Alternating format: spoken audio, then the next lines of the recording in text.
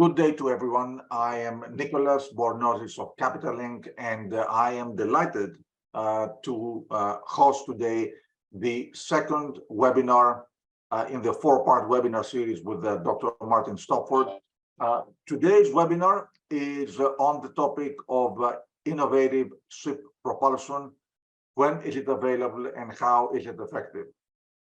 Today's webinar will focus on on propulsion systems beyond the combustion engine.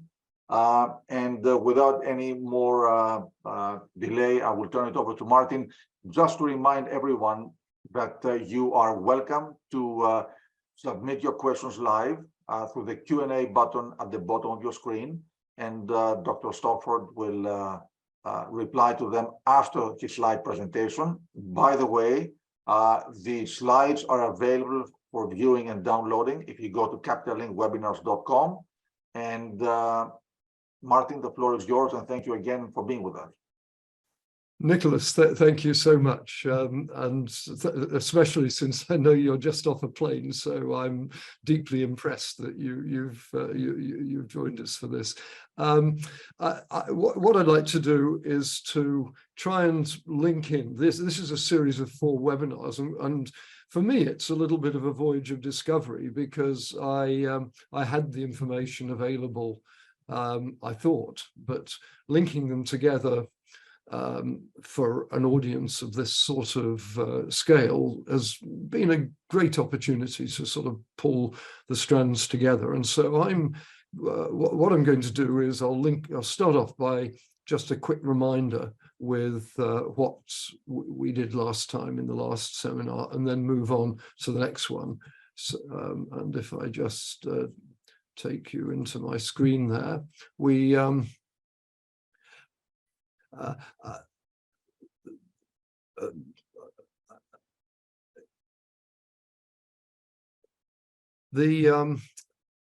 so the story so far is basically that in the last webinar, we focused on the challenge of retaining the power of fossil fuels without the emissions. And we identified 4 key issues which were going to be important. The whole thing started from the challenge of conserving the enormous gain in efficiency which the shipping industry has got from the fossil fuel revolution. In this chart, which you may remember, shows real freight rates, i.e. money in today's money, $2,000. And over the 200 years from 1800 to 2000, the shipping industry reduced real freight rates by 95%. And I guess the challenge that lies ahead of us now is that we have to make sure that we keep that saving as we get rid of the carbon, which is tied at the hip with fossil fuels. So that's the first challenge. And it's not just for ship owners. I think that the second point that we were making last time was that this is something that has to be dealt with by the ship owners and the cargo owners. But the problem is that we're dealing with a marketplace, and there are 4 issues that I sort of, the last slide I highlighted. The first is costly technology. Green propulsion under development is a relatively poor substitute for heavy fuel oils, and it's going to be more expensive. And that's one theme I'm going to be developing in great detail this time, well, more detail. The second thing is commoditized markets. That shipping for the last 30 years has run mainly through the freight markets, which are one of the world's great commodity trading markets. Everything's negotiated. It's not a business which focuses on innovation, and it doesn't necessarily reward quality. It focuses on getting the cheapest price available, and that's something we have to think about, because the industry is going to need investment funds, and those funds are going to be out of proportion to current levels of profits, or at least the levels of profits we've seen from the business taken one year with another over the last 30 or 40 years. And then finally, the whole question that ties this together is motivation.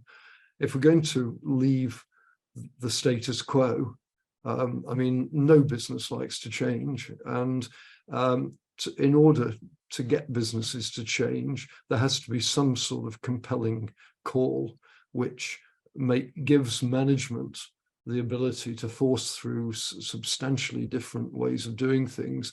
And that's where the marketplace is so important. And so that's a quick synopsis of where we got to 2 weeks ago. This week, I'm going to be concentrating on 4 issues. I'm going to start with global energy and the development of green fuels. I'll just try and put the whole thing into the context of the world global energy economy.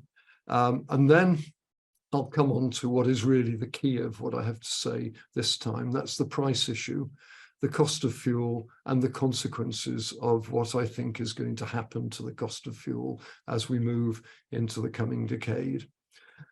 Thirdly, the ship propulsion system and the systematic elimination of CO2. Although, I mean, I've just, the debate is very much about strict alternatives between systems. I think that the whole question here of going green is one of systematically eliminating carbon from a whole bunch of different activities, of which the main propulsor is one, but there's a lot of others. And so I'll talk a little bit about that. And then finally, the timeline to 2050. Well, if we start on the first one with global energy and the development of green fuel, I think this is, there's 4 different ways in which the shipping industry can deal with or interface with the world economy and the global energy situation. One is actually onboard systems, sail, solar, both onboard ships. These are quite minor things today, but I have a feeling that as the technology develops, they're very challenging today. People doing them seem to be having quite a few problems with them. But as the technology gets better, the digital technology gets better, we certainly shouldn't be ignoring the chance to capture primary energy on board the ships. The second method is chemical energy. That's heavy fuel oil with CCS, which is an option, as I'm getting increasingly keen on. Biofuels, hydrogen, methanol, and ammonia. These are all chemical ways of extracting energy by processing a chemical fuel, and in doing so, collecting energy out of it, but not collecting carbon, which has been the problem with the carbon fuels. The third method is the nuclear reactor, which this has been gaining an awful lot of cred recently, and I would say it's definitely something that stakeholders should be preparing for. And fourthly, secondary energy, that's recovering energy from the existing transport systems. These are all important.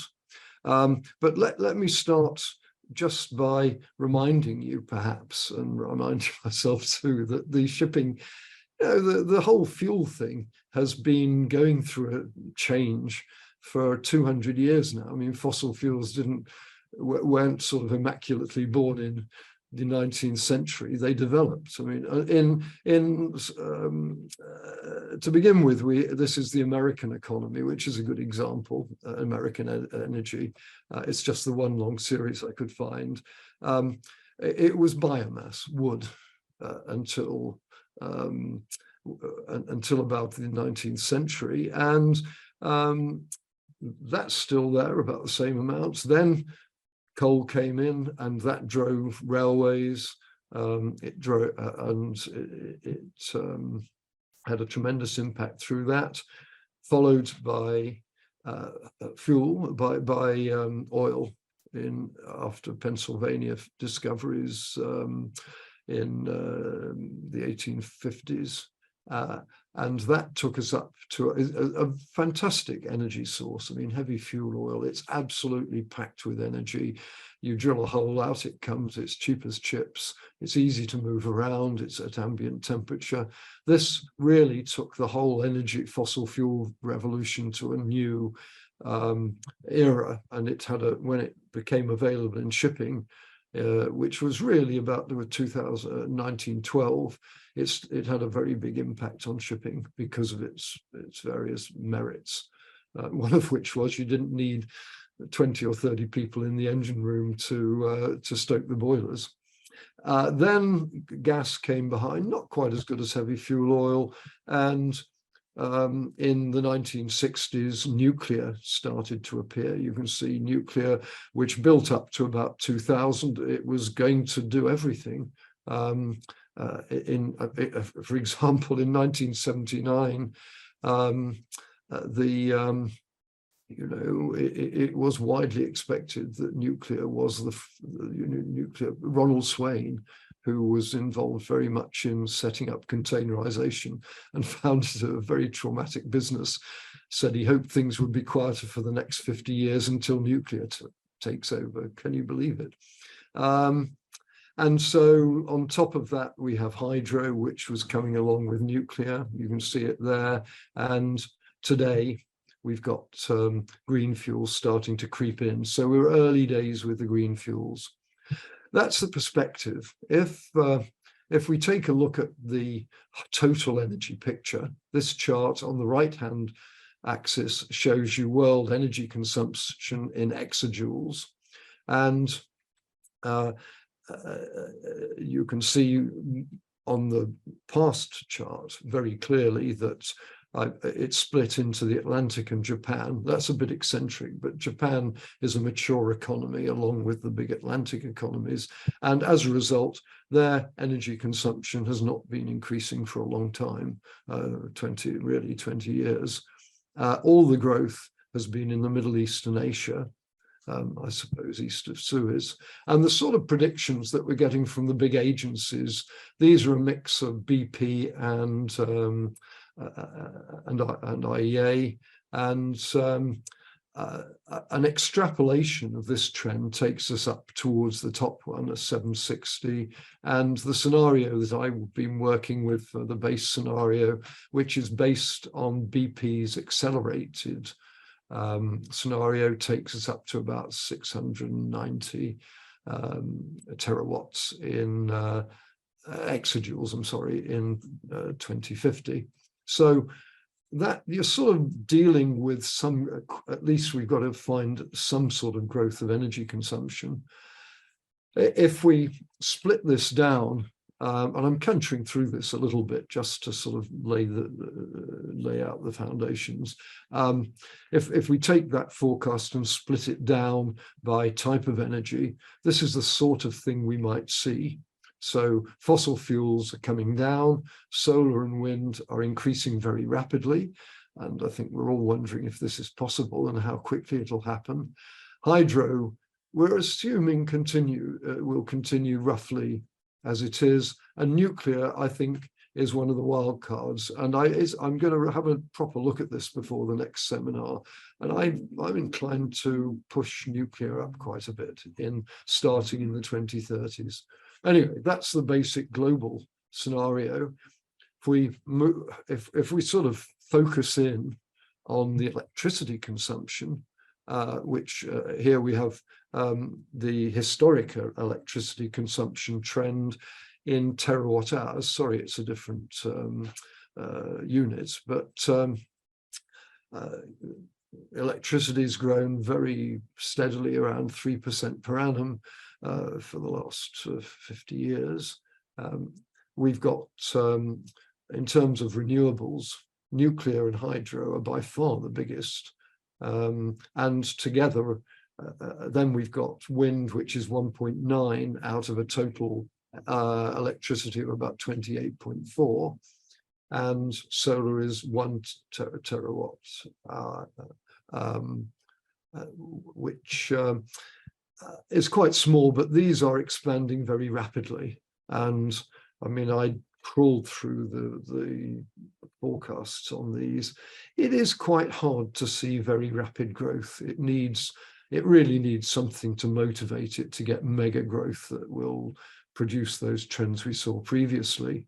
And the demand is going to be there for electricity because we're busy pushing the motor vehicles out of gasoline, which lasts in 2021 about 14.3 thousand terawatt hours of energy was created by gasoline, and that presumably is going to find its way into electricity mostly at some stage. So that's a very big focus for the whole growth of electricity demand. And this chart shows you this previous chart extended to 2050 with a growth forecast at 2.3% per annum, which takes us up from 28.4 thousand terawatt hours to 57.4 thousand terawatt hours. So that's big enough to accommodate a growth of demand for motor cars. But we have got a big GDP growth and a substantial world population growth, as we noted last time, to deal with. So, I think this sort of growth seems pretty necessary. And the big question is whether we can get the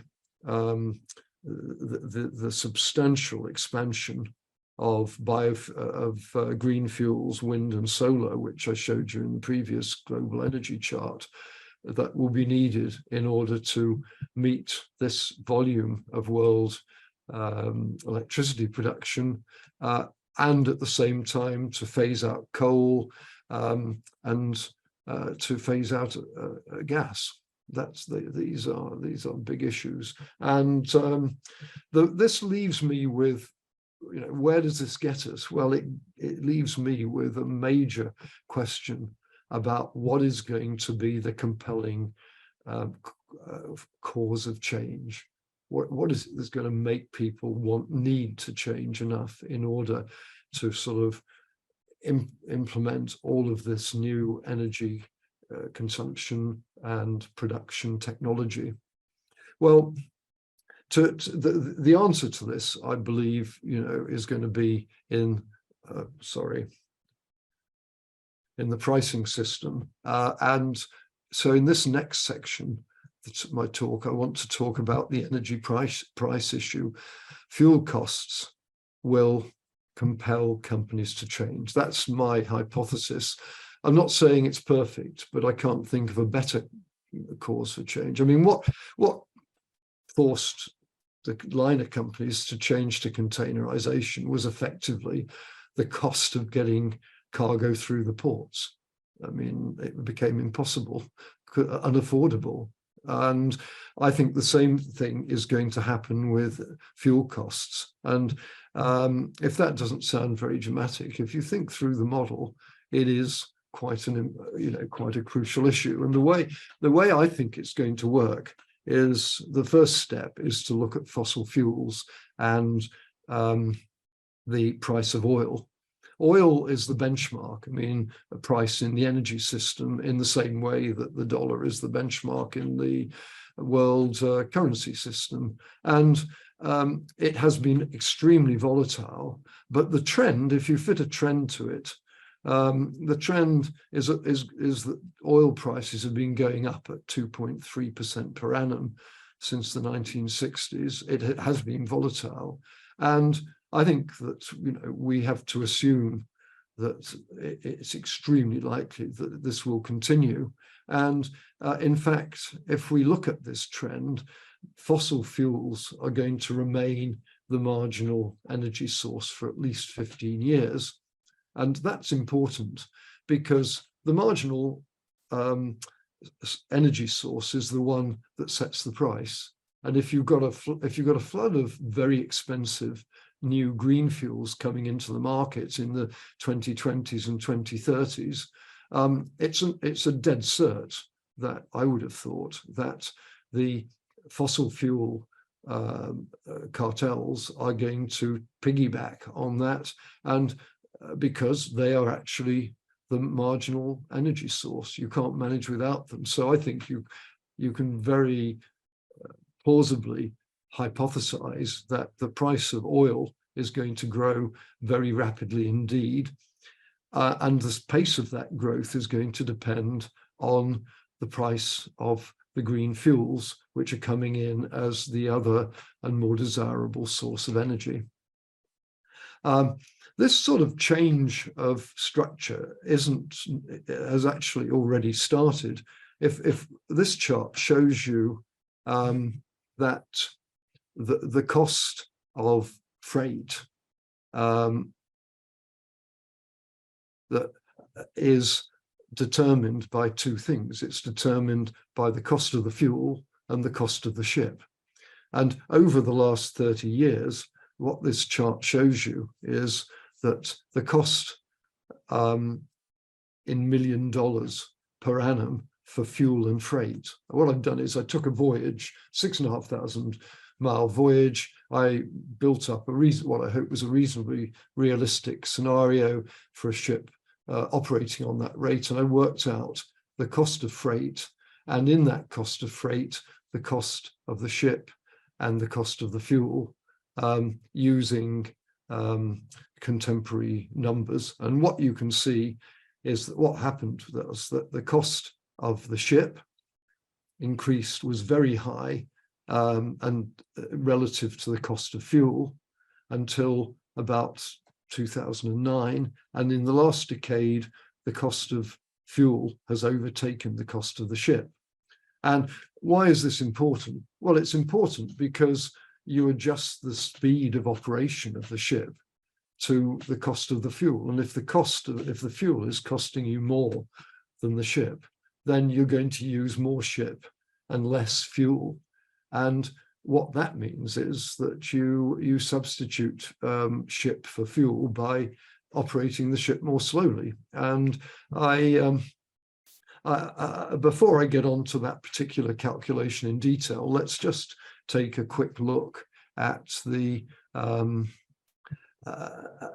at what the cost of fuel might actually be, and especially the green fuels.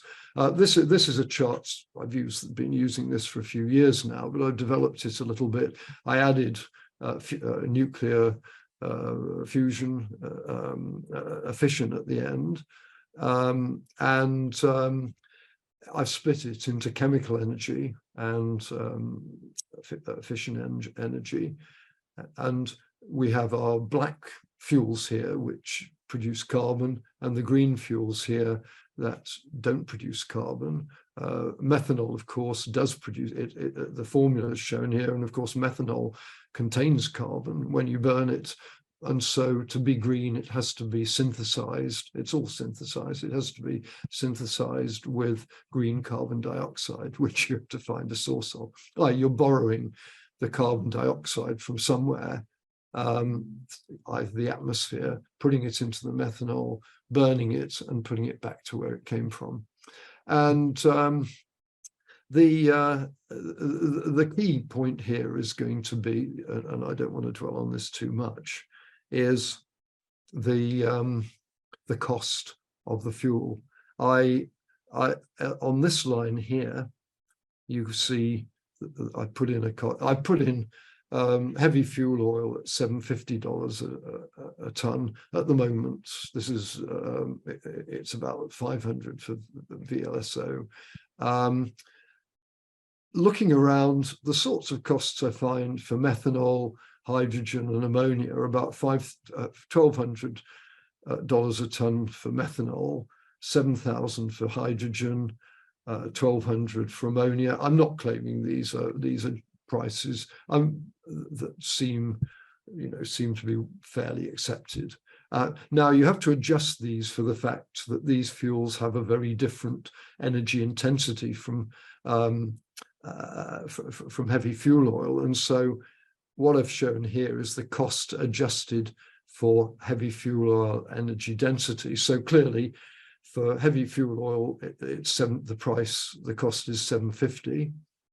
For green methanol, there's much less energy, so it's $2,400 a ton for equivalent energy. For hydrogen, it's about $2,400 a ton, and for ammonia, it's $2,200 a ton. I don't really believe these are exact figures, but you've got to start the discussion somewhere, and I'm fairly confident that these figures are going to be high, that the cost of fuel is going to be multiples of what we're used to paying. And just to support this, I know some of you will have, quite a few of you have seen this chart before. I looked in a lot of detail at the cost of producing the electricity, just the electricity needed to produce the 400 tons a day of methanol that this container ship burns. And you need 30 wind turbines, 12 megawatts to produce the electricity to generate 400 tons of green methanol. You're going to have to do a lot of work. You've still got to get the carbon dioxide and synthesize it. But just the electricity, if you use offshore wind, is going to, these 30 windmills would cost $790 million. And the site, the offshore wind farm, would cost $60,000 a day to run. So this is very expensive. I'm pretty confident those figures are right today. They might get a bit cheaper in future, but I'm not so sure about that.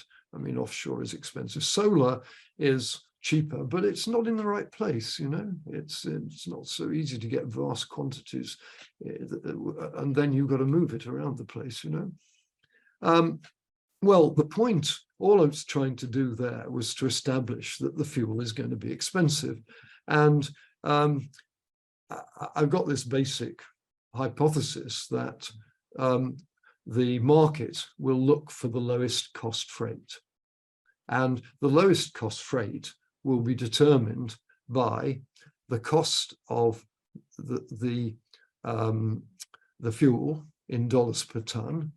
And I show the cost in this matrix. I show the cost of the heavy fuel oil equivalent in dollars per ton from 250 to 2000, and the speed of the ship, which measures the most efficient speed at which a ship should operate at this particular fuel cost, given, and I've used here the current cost of a merchant ship. So that cost may change, but just for the sake of this argument, the cost of the fuel is $250 a ton.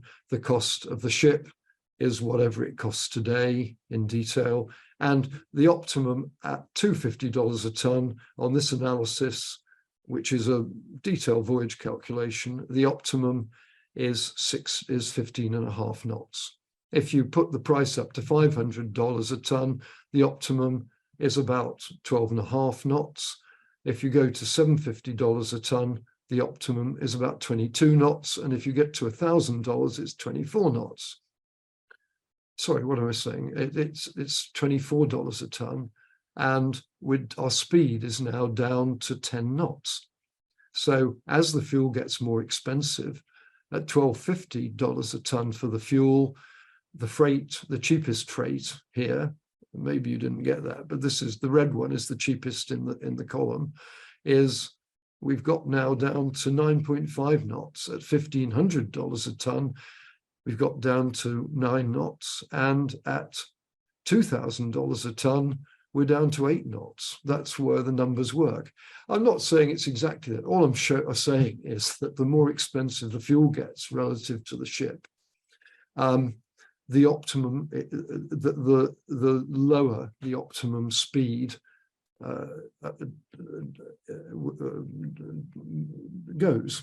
And of course, you'll say, well, there's inventory cost and so forth, and we can come back to this later. But the underlying point is that very high expensive fuel suggests that we're going to move into an area where lower fuels become much more routine, especially for some commodities than others. And I'll come back to that issue in a minute.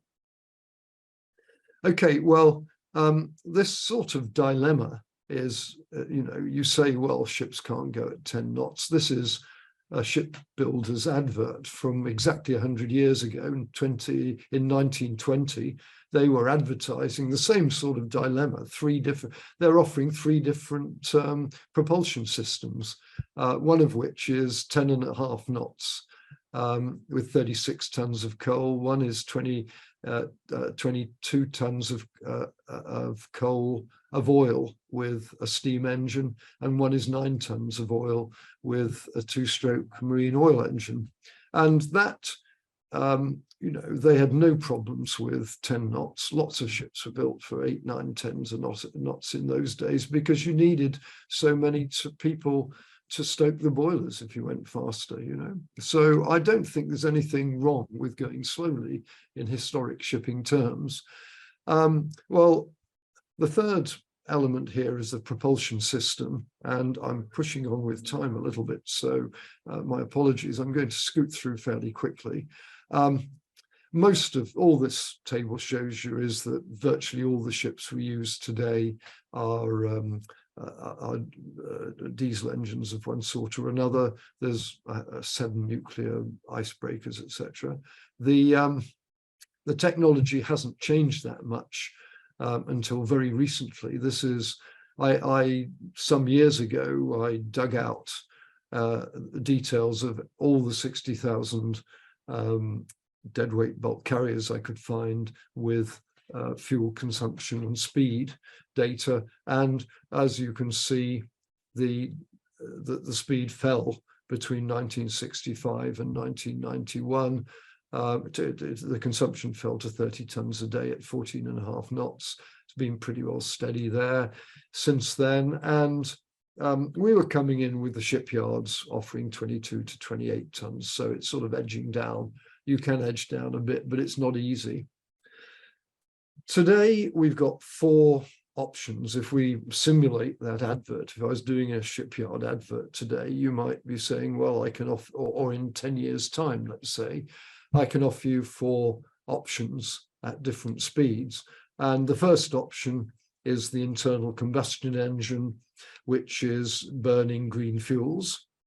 And the second option is the fuel cell, which it seems to be, I read some good stuff about fuel cells now and again, and it may well be that we'll have sorted out the technology here, and in 10 years there'll be a fuel cell burning green fuels with an electric motor feeding into the transmission system.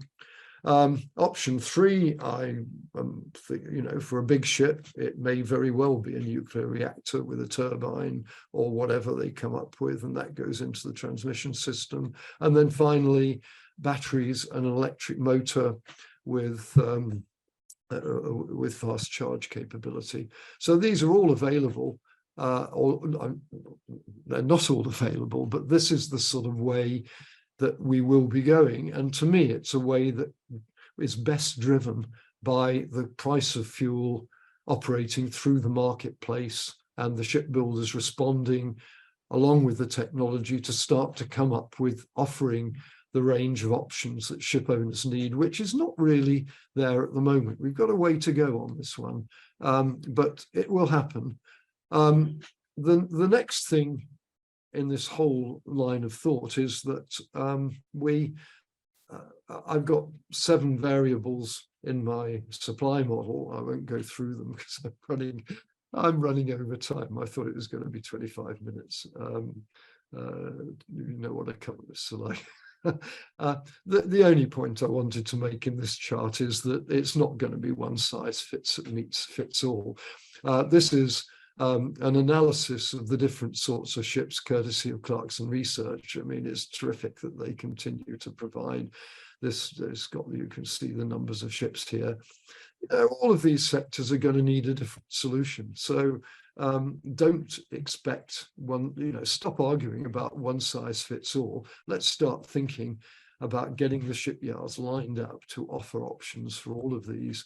It's not going to be easy, and we're going to need there's a lot of bits in the ship that need dealing with, and I'm going to go through this probably faster than the Ethernet can sort with, because I haven't got time to go through all of this chart. But You can see here that, you know, there's an enormous amount of energy disappearing. We get down to 15% of the original energy that goes in as a result of all this energy loss in the system. And there's lots of things we can do with this. We then look at the propulsion options. We look at the green fuel options. We look at the combustion loss and see what we can do to optimize this through different systems, the transmission loss, the wind and wave making loss, and the net thrust, the block coefficient, etc. These are all things which focus in on this one really, you know, the absolutely central thing, which is the speed in service, because that's the one thing we know we can do. Of course, once you've got your nuclear power into your big container ship or your Capesize bulker, you can go at 30 knots if you like. Maybe. But until we get there and we get that nailed down, speed is going to be the key issue, and the key driver of speed is going to be the cost of the green bunkers. And going slower is the one. It's a silver bullet. It can save a lot of carbon.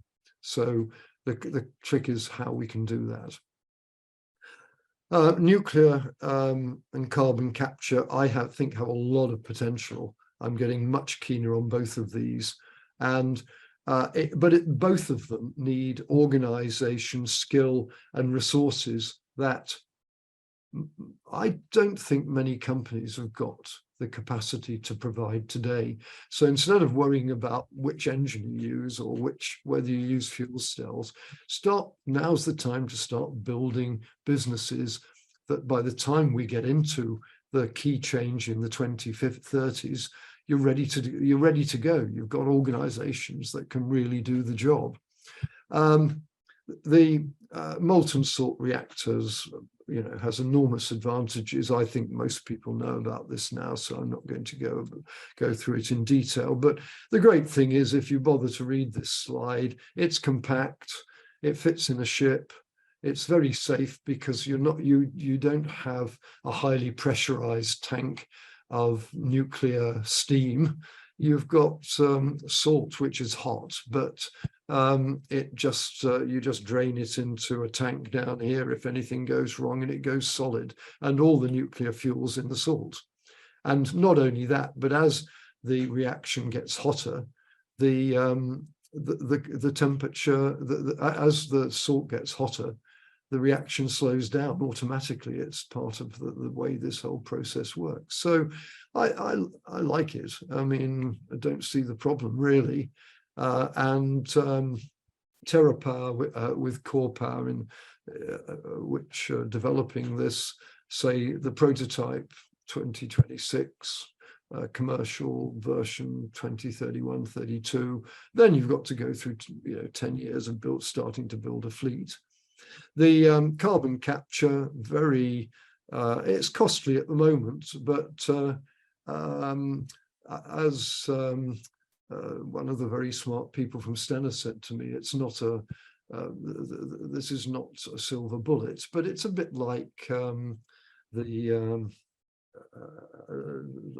like sulfur scrubbers, or water ballast treatment. It's expensive, but you sort it out and it becomes routine and you fix it. And I think that for at least for the intermediate period, which is probably 15 to 20 years, diesel engines burning heavy fuel oil with carbon capture, I think to be honest, it seems to me to be a bit more sensible than some of the other solutions that involve much more toxic things, And then finally, the timeline, because I really do have to finish. You've got to. I think that there's a massive amount of focus, but one of the things I've found in my life is that you spend your life worrying about the wrong thing. I remember buying a house, and was dead worried about the busy road in front of it. And I can honestly say once I bought it, it never occurred to me because it turned out the road wasn't very busy. I mean, you know, things don't develop as you expect. I think the important thing is to get on with the things that you can do today. And I think the things you can do today is build businesses, manage your speed, retrofit or build a plan to retrofit your fleet. Then in the next 4 to 10 years, you go on building your capability to do these things, which probably won't be there, but they're all going to need a capability. And if you wait until the options are really there on the table, you've lost. It's too late. Yeah, you've got to lead change. And I think, you know, I look at what Maersk is doing with methanol. It seems to me that's exactly what they're doing. I haven't spoken to them about it, but it's a sort of thing. And I mean, that is a good way to move forward on this.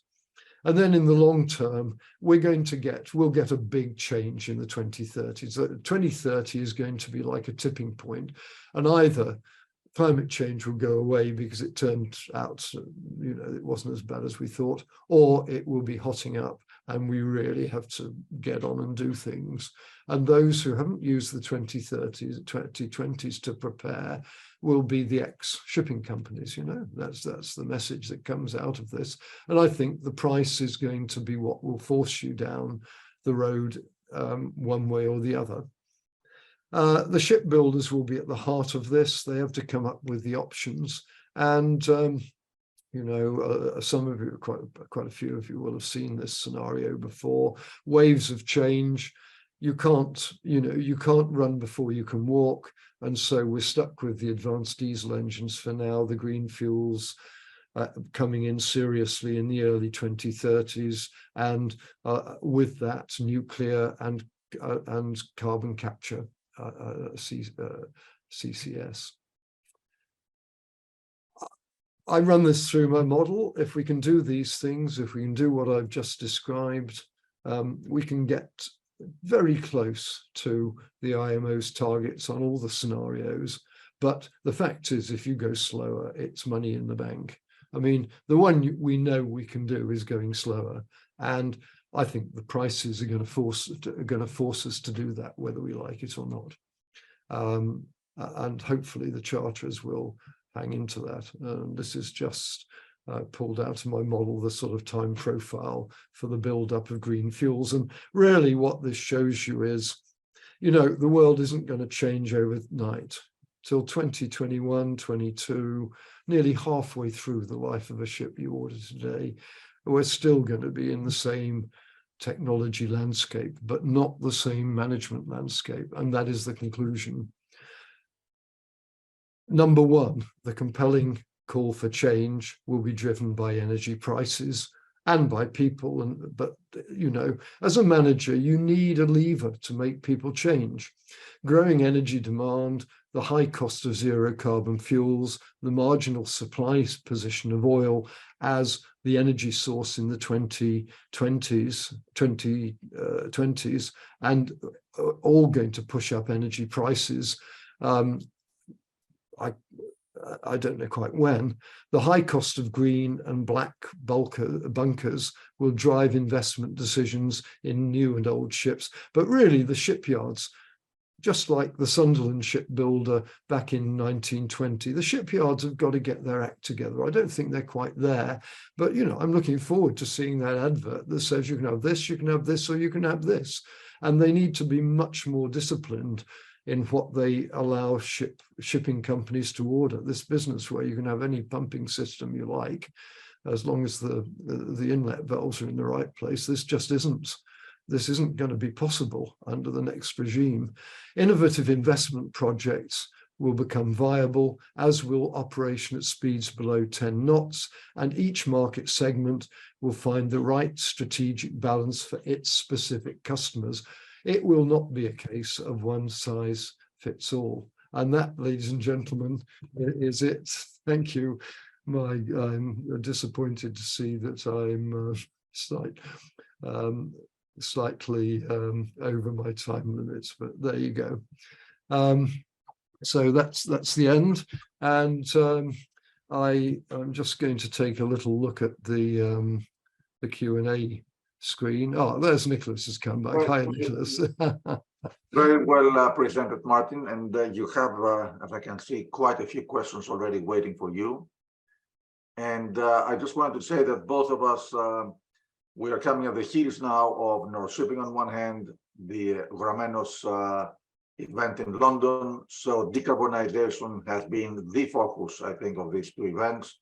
So great to see your presentation really elaborating on those issues. And I will let you pick on the questions that you want to address. Oh, well, thank you. Thank you for that. Let me just take a breath and think about this. What is secondary energy is the first question. Well, primary energy, I think you picked up a stray point on one of my slides, because I did at one stage have a note saying that primary energy is, in my book, any energy you can generate on the ship. In other words, if you've got a solar panel on the ship, that's primary energy. If you've got a solar panel in Australia and it's turned into something that you burn on the ship, that is, in my book, secondary energy. That's the answer to that one. Please do come. Oh, could I just thank those of you who sent me emails afterwards? It's always good to know there's someone out there. And the second question I've got here is, what part will the shipbuilders play in all of this?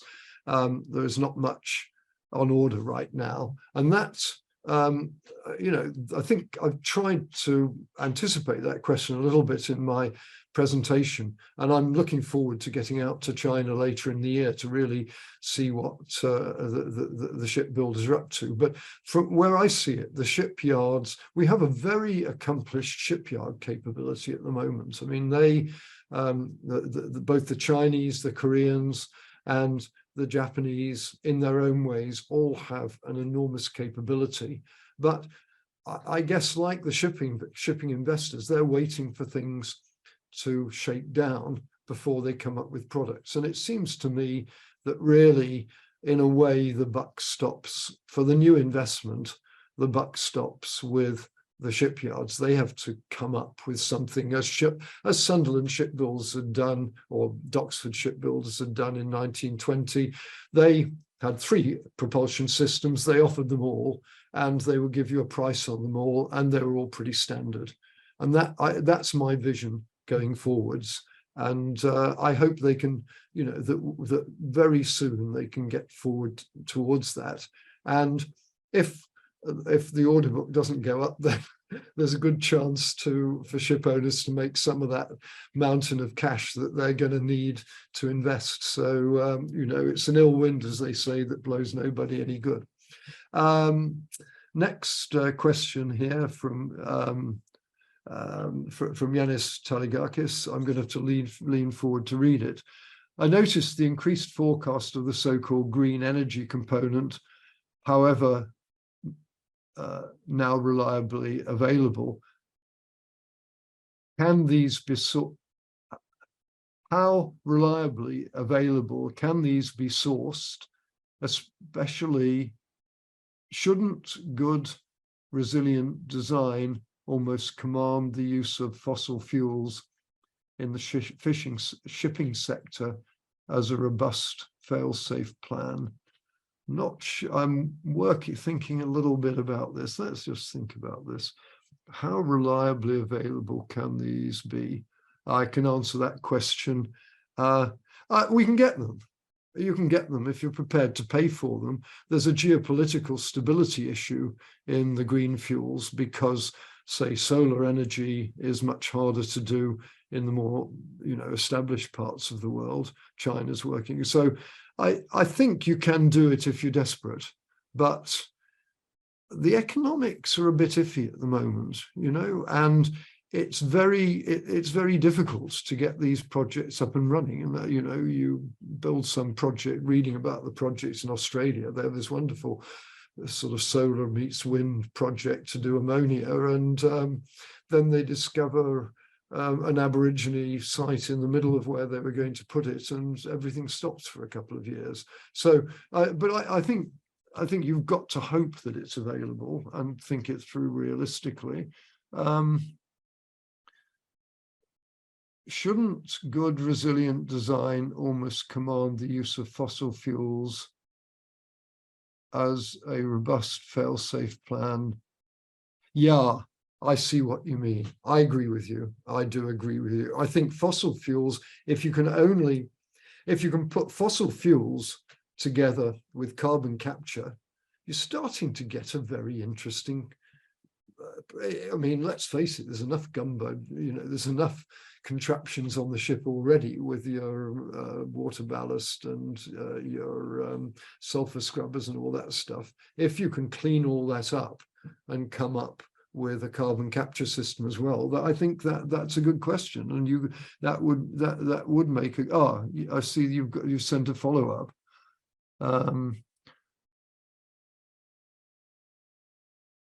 I think, Yanis, I'm going to jump forward to the next question, if I may, because you've asked a geopolitical question, which is a little bit trickier to answer, and perhaps that's something we could take separately, an email or something. Here's a question from Petter. There is a huge build-up in methanol-powered ships currently. If methanol production can't keep up and prices skyrocket, do you think there's a risk of a reaction back to fossil fuels? I think that's a good and obvious question. I mean, when last year when I went through in detail the methanol project, and the Methanol Institute publishes these fantastic reports which list everything. I thought, this sounds good, but you need a lot of these projects to power one big container ship. And I think this is a limitation. And I think what I've tried to do in this presentation, plus the answers, is to suggest, yes, I think we have to start to see fossil fuels as absolutely something we're going to live with for quite a long time. And therefore, we have to focus on making those fossil fuels acceptable to the charterers and to the regulators. And I think that is perfectly possible. It just moves, you stop sort of fantasizing about methanol and you start focusing on how you get carbon capture to work, how you manage speed, how you talk charterers, or how charterers get into contracts which accept relatively low operating speeds for cargoes which really don't justify high operating speeds at the new energy prices. Here's one from Lawrence Chirello. Can the reduction in labour requirements offset higher fuel costs? No, not in shipping. In fact, on the contrary, I think that shipping is going to have to employ more people, not less, because it's going to become more technical. And really, the bulk shipping companies don't have much scope to do technical work at the moment. I mean, I used to have an office next to Marshall Meek, who ran the ocean transport and trading technical department in the 1960s when they were building container ships. He had 15 or 16 naval architects and engineers working for him. That was just in one company. I don't know many companies that have got that sort of resource nowadays. So I think you won't be able to offset it. On the contrary, we should be looking at investing in people, and not just training crews, but investing in people who can manage this quite complex cakewalk that I've just tried to describe. And I'll be talking about much more next week. But oh, hello, it's Yanis has come back again. Thank you, Yanis. I've only got 5 minutes till the end. Oh, okay, you said afterwards. Yes, I'll give you a spin afterwards if I can, Yanis. Thank you. James Dallimore, what is your view on regulation at present, and is the progress too slow? Look, I'm a massive fan of IMO. I've followed IMO closely for many, many years. It's an invidious job. They have they have 170 upwards of members and many different interests, and I think it's a miracle and a great achievement that they've achieved as much as they have. But if this problem is going to get solved, it's not going to be solved by the regulators. It's going to be solved by the marketplace, which is going to be driven by the shipping investors and the cargo owners and the various stakeholders, including the ports, etc. So let's not assume that, you know, regulators don't do things. They just they try to make it difficult to do outrageous things, if you know what I mean. They don't provide solutions. They stop you going completely off piste, you know. Well, that's my view, but that's, you know, since this is open season, this is from Deb Goswami. How's the transition of existing maritime human beings training going to take place and operate in green ships? Well, you know, I think that the ships will get more expensive. I think the operating environment, the wonderful thing I haven't mentioned yet, but we're all working from home. I'm working from my office at the moment. The bandwidth is fantastic and it doesn't really matter. Inmarsat just a couple of weeks ago launched their latest satellite, which is more powerful than everything they've done before. There's a wonderful web video of it being launched, and I think the possibilities for communication are such that we need to be looking at ships and shore in the same way as people in many economies now look at working in the office, working at home. These are interchangeable things. You might put a master in the office for 6 months to look after the IT people who are going to be managing the communications with the ship, so that to make sure that the ship doesn't get deluged with stupid messages from people who don't understand the difficulties of what they're doing. You know, I think that's not my words, it's somebody who knows much more about shipping than I do. So I think that training and development is going to be a holistic part of this. The shipyards are going to need it. The shipyards are going to need to learn much more about what goes on ships. The shipping companies ashore are going to have to start going to sea a lot more and learning a lot more about what happens on the ships, and vice versa. Because, you know, Tom Peters was a management guru who became famous about 30 years ago. He used to do lectures where he'd walk around sweating profusely. And his argument was that the managers should manage by walking around. You walk around, you go and see what's going on, and then you can really do it. And I think that we have to do a lot of walking around, so the different parts of the industry, the ports, the shipyards, the shore offices, the ships themselves, the information providers, the classification societies, all really understand a lot more about what goes on in the different parts. And that is the real training. And I hope, and I'm sure with the latest technology, we can, you know, it will be possible to really kickstart this, but it needs a new way of doing it. I have run over a little. What time is it? It's just coming up to 4 o'clock. I'll take a couple more. I think maybe I'll make this the last question. This is from Dimitra Papakonstantiniou.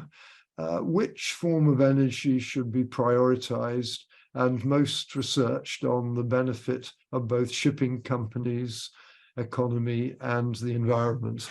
Well, that's a perfect last question. I think what I find so interesting about doing these webinars is that it helps me to see what the material means. I have to sort of hype myself up to talk to you, and you squeeze out the conclusions. And I think one of the conclusions that has come out this time is that fossil fuels, heavy fuel oil, LNG, are with us for a long time. We need to work very hard to make sure that they are managed effectively